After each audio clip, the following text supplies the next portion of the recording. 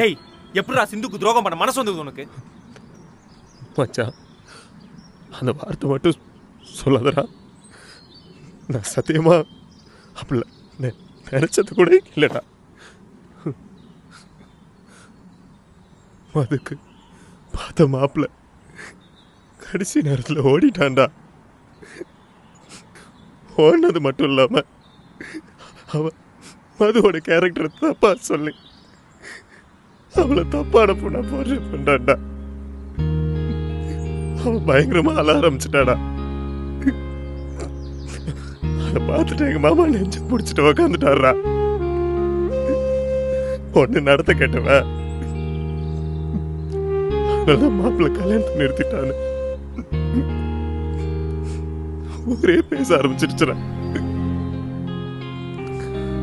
அதை தாங்கிக்க முடியாம